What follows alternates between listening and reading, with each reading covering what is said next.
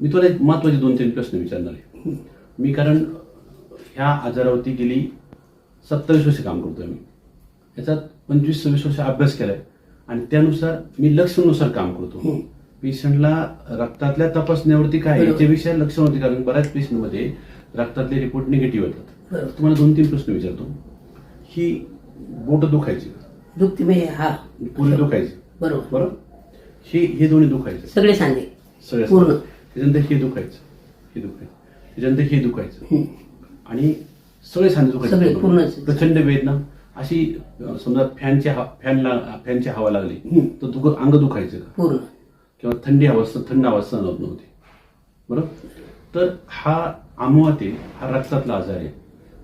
हा ज्याला होईल त्याचं दुर्दैव म्हणजे बॅड लक, बरोबर. प्रारब्ध. त्याला इंग्लिशमध्ये याला ॲटोमिक डिसीज म्हणतात ॲलोपॅथी शास्त्रानुसार. तो आमुवातातले वेदना म्हणजे रुमाटॉइड आर्थरायटिसच्या वेदना ह्या रक्तातल्या वेदना असतात किंवा गुणसूत्रातला आजार असतो. आयुर्वेद काय सांगतं, खालेल्या अन्नाचं प्राकृत पचन होत नाही, अपचन, अग्निमांद्य, अजीर्ण. तो सामरस तिरे म्हणजे ऊर्ध्व भाग वाटे म्हणजे उलटी वाटे, आदो वाटे, तुला वाटे बाहेर पडत नाही, तो सांध्यामध्ये जातो आणि आमुवात होते, आयुर्वेद सांगतो. हा आजार फक्त तुम्हाला आणि मला कळणार, तिसरं कोणालाही कळणार नाही. सगळं अंग दुखतं, सर्व सांधे दुखतात, 24 तास मरणप्राय वेदना असतात. असं वाटतं जीवन नको, मेलेलं परवडलं किंवा आत्महत्या करा. मग अंग दुखणं म्हणजे त्याचे 3 लक्षणं असतात. शोथ म्हणजे सांध्यांना सूज येणं, 10 स्पर्श म्हणजे विंचू चावल्यापर्यंत वेदना होणं, विथ ज्वर अंगात ताप येणं आणि सतत अंग दुखत राहील, त्याची लक्षणं असतात.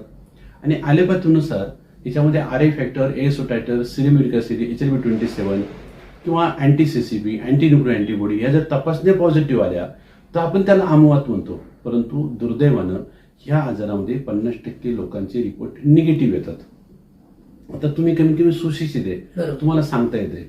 मी ग्रामीण भागात काम करतो गेली 25 वर्ष, तर आपल्याकडे लोकांना सांगता येत नाही. आपल्याला प्रत्येक पेशंट काय सांगतो, मनका दुखते, पाठ दुखते, मनका दुखते, पाठ दुखते. ग्रामीण भागात काम करत असताना योग्य उपचार, योग्य सल्ला देणं गरजेची गोष्ट असते. तर हा जेनेटिक डिसीज म्हणजे गुणसूत्रातला आजार, ज्याला होईल त्याचं बॅड लक. मोस्टली हा अनुवंशिक असतो.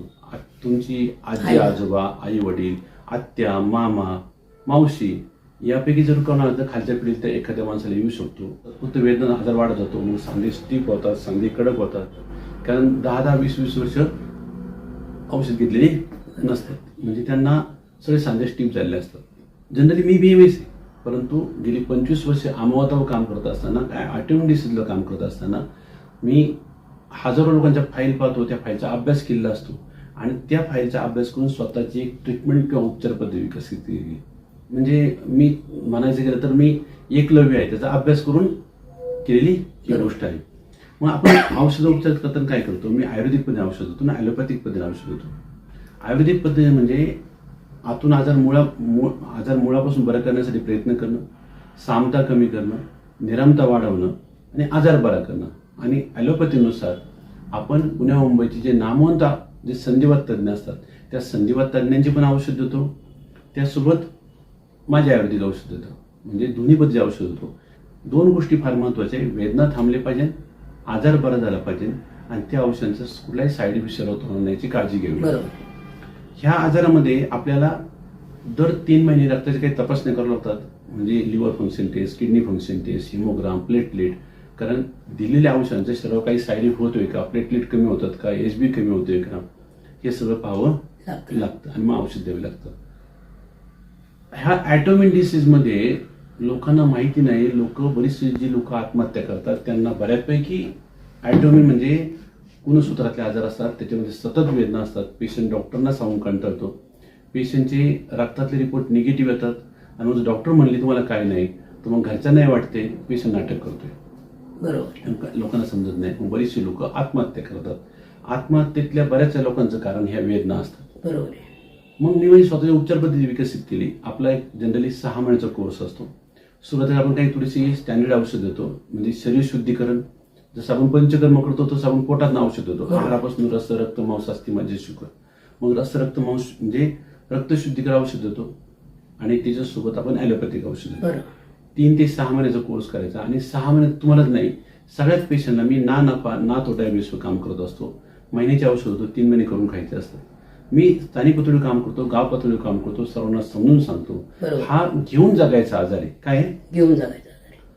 50% लोक पूर्ण बरी होतात, पण 50% लोकांना पुढेही ठराविक 2-3 गोळ्या चालू ठेवाव्या लागतात. बरोबर आहे. परंतु तुम्हाला हे सांगतो किंवा सगळ्यात पेशंटला सांगतो, गुणसूत्रातल्या व्याधीवरती पूर्वी इतकी माहिती नव्हती, पण गुणसूत्रातल्या व्याधीवरती तुम्हाला योग्य ट्रीटमेंट आणि योग्य मार्गदर्शन भेटलं तर तुम्हाला आयुष्यभर सुखी जीवन जगता येतं.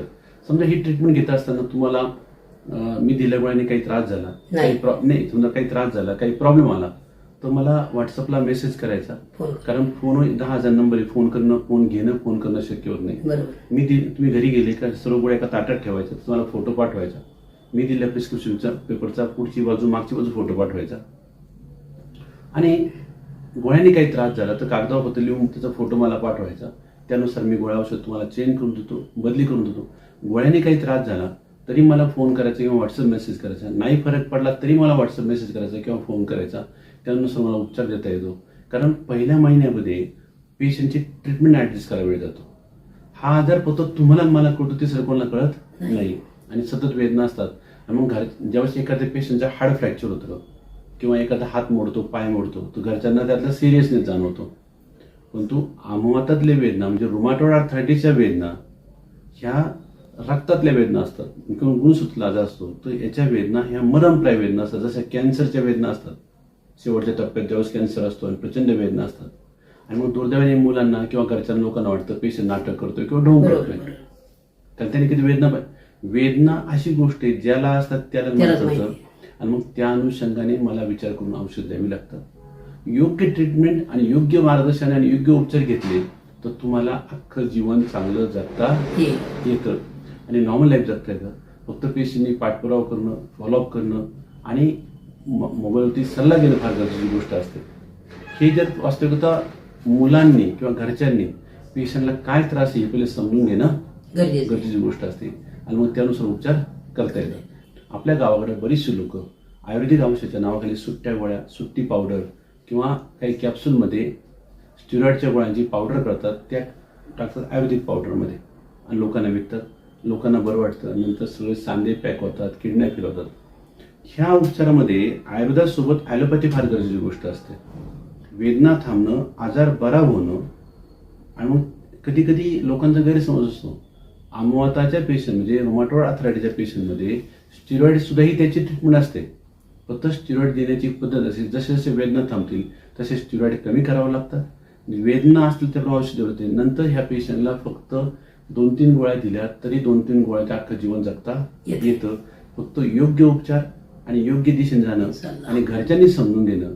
आणि घरच्यांनी सुद्धा नाही समजलं, काही प्रॉब्लेम वाटला, काही शंका असेल तर मला व्हॉट्सअपला मेसेज करणं. प्रॅक्टिकली बऱ्याच पेशंटची मुलं इथे येत नाही किंवा त्यांना माहीत नसतं. मग त्यांना आपल्या आईवडिलांना काय आजार आहे, काय प्रॉब्लेम माहिती होत नाही. मग त्या लोकांना मी व्हिडिओ पाठवतो, माहिती पाठवतो. त्यांनी ती व्हिडिओ माहिती पाहणं आणि मला मेसेज करणं.